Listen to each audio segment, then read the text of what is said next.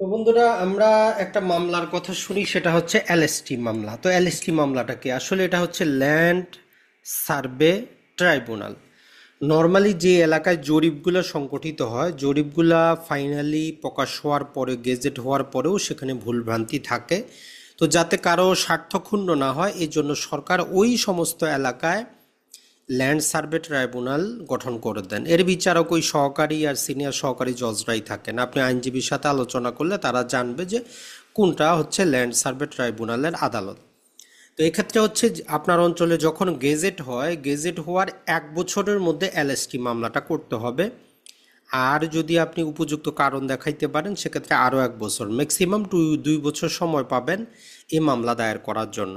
তো মনে রাখবেন, এই মামলাতে আপনার কোনো মালিকানা প্রতিষ্ঠিত হবে না। মালিকানা বিরোধ থাকলে সিভিল মামলাই করতে হবে।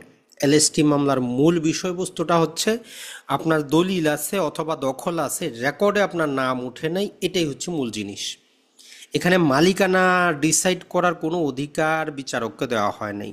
তো এই জন্য আপনার যদি মালিকানায় ডিফেক্ট থাকে, সমস্যা থাকে, বিরোধ থাকে, দেওয়ানি মামলা করে সেটাকে আপনি ঠিক করেন। আর এই যে এলএসটি মামলা করতে কোর্ট ফি 1,000 টাকা, আইনজীবীর প্রয়োজন পড়ে।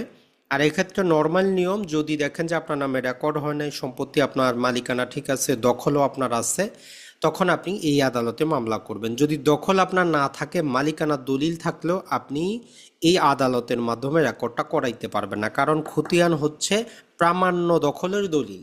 আপনার দখলই নাই, মালিকানা থাকলে কি হবে? আপনার নামে রেকর্ড কিন্তু হবে না, এটা কিন্তু মনে রাখবেন। এখন অনেক ক্ষেত্রে যেটা হবে যে দেখবেন যে আপনি হয়তো জানেনই না, অনেক দিন পরে জানেন। তো এই ক্ষেত্রে আমরা যেটা বললাম, ম্যাক্সিমাম 1 বছর, পরবর্তীতে আরও 1 বছর, 2 বছর সময় পাচ্ছেন। 1,000 টাকা কোর্ট ফি দিয়ে মামলাটা দায়ের করতে হয়। এখন যদি ওই আদালতের রায়ে আপনি সংক্ষুব্ধ হন, তাহলে আপনার কাছ থেকে যেই আপনার জন্য যে সুবিধাটা, 3 মাস সময় পাবেন, অতিরিক্ত আরও 3 মাস, টোটাল 6 মাসের মধ্যে আপনি আপিল দায়ের করতে পারবেন। ওই জেলার মধ্যেই নর্মালি অতিরিক্ত জেলা জজরা আপিলের ট্রাইব্যুনালের যেই বিচারক হিসাবে নতুন সংশোধনী আইনে আনা হয়েছে। আপনার হাইকোর্টেও যাইতে কিন্তু হবে না। এই আপিলের ট্রাইব্যুনালের যে রায়, এটা চূড়ান্ত বলে গণ্য হবে। তো সরকার এটা ইজি করেছে এই জন্য, যেখানে এখানে কোনো মালিকানার বিরোধ না, জাস্ট একটা খাজনা কার কাছ থেকে নিব এটাতে বিরোধ। তো এই জন্য ল্যান্ড সার্ভে ট্রাইব্যুনাল না হলে আপিলের ট্রাইব্যুনাল, এখানে গিয়ে আপনি আপনার প্রতিকারটা নেবেন।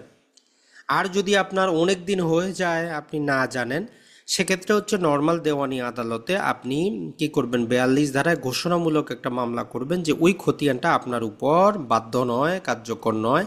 এক্ষেত্রে এসি ল্যান্ড এবং ডিসি সাহেবদেরকেও বিবাদী রাখতে হবে। এটাই হচ্ছে এখন পর্যন্ত নিয়ম। তাহলে এলএসটি মামলা জিনিসটা বুঝতে পারলেন, টেনশনের কোনো কারণ নাই। আপনার কাছে যদি কোনো এলএসটি মামলার নোটিশ আসে, তো এক্ষেত্রে সর্বপ্রথম আপনাদেরকে আমরা যে জিনিসটা বলবো সেটা হচ্ছে সার্ভেয়ারের সহায়তা নেবেন, কারণ অনেক ক্ষেত্রে নকশাগুলাতে ভুল থাকে। তো সর্বপ্রথম আপনি সার্ভেয়ারের মাধ্যমে যাচাই বাছাই হয়ে নেবেন যে আপনার রেকর্ডকৃত সম্পত্তিটা আসলেই আপনার নামে রেকর্ড হয়েছে কিনা, উনি যে দাবি করতেছেন আসলে তার দাবিটা ঠিক আছে কিনা। দাবি যদি ঠিক থাকে, আপোষ করে 2 দিনে আপনি রায় পেয়ে যেতে পারেন। আর আপনিও যখন কারো কাছে দাবি করবেন, আগে নিজে কনফার্ম হবেন কাকে বিবাদী রাখবেন, কার কাছে আপনার সম্পত্তিটা গেল। আমার বাস্তব অভিজ্ঞতা থেকে আমি বলতে পারি, আমার নিজের সম্পত্তি আমার নিজের বের করতে প্রায় 1 মাস সময় লেগেছে, যে আমার সম্পত্তিটা গেল কার কাছে বা গেলটাই কিভাবে। দখল তো আমার আছে, দলিলও আমার আছে, কিন্তু খতিয়ানও জমি ঠিক আছে, তারপরও নকশাগতভাবে নকশাটা এমনভাবে করা হয়েছে, আমার যে বাস্তব দখল বরাবর আরেকজনকে দেওয়া হয়েছে, আরেকজনের দখলটা আমার কাছে দেওয়া হয়েছে। তো এই জন্য আপনাদেরকে আমরা রিকোয়েস্ট করব, যেই অঞ্চলেই সার্ভেয়ার এরা যে অঞ্চলে নকশা তৈরি করা চলতেছে, একজন দক্ষ সার্ভেয়ারের সহায়তা নিয়ে আপনার দখলকৃত জায়গাটা, দলিলের জায়গাটাই আপনার নামে রেকর্ড হইল কিনা এটা কনফার্ম হয়ে নেবেন। আর কেউ যদি ভুলভাবে আপনার নামে কি করে দাবি করে, সেক্ষেত্রে জাস্ট আপনি আপনার দখলটা দেখানোর চেষ্টা করবেন, মালিকানা দেখানোর চেষ্টা করবেন, সংসদীয় যে আপনার নামে রেকর্ড হয়েছে সেইটা সঠিক, এটা আদালত আপনার পক্ষেই কিন্তু রায়টা আসবে, কোনো সমস্যা নাই। আর খতিয়ান কোনো মালিকানা ডকুমেন্ট না। যদি কোনো কারণে কোনোভাবে আপনার জমিটা অন্য কারো নামে রেকর্ডও হয়ে যায়, টেনশনের কোনো কারণ নাই, হয়রানির কোনো কারণ নাই। তবে আপনি সম্পত্তি বিক্রি করতে পারবেন না, এটা ঠিক করতে হবে, এটা একটা টেনশনের বিষয়। তবে আপনার মালিকানা চলে গেল এমন বিষয় না। তো এই জন্য আমরা সার্ভিং অফিসে কোটি টাকা ঘুষ দেই যে রেকর্ড হয়ে গেলে মালিকানা চলে যাবে, মালিকানা যাবে না। সার্ভেয়ারদের বা সার্ভিং অফিসে ঘুষ দেওয়ার দরকার নাই। ভালো থাকবেন, সুস্থ থাকবেন। সাতকাহনের সাথে থাকার জন্য আপনাদের অসংখ্য ধন্যবাদ। আপনাদের জন্যই দ্রুতই আমাদের চালু হচ্ছে ভূমি রিলেটেড কোর্স।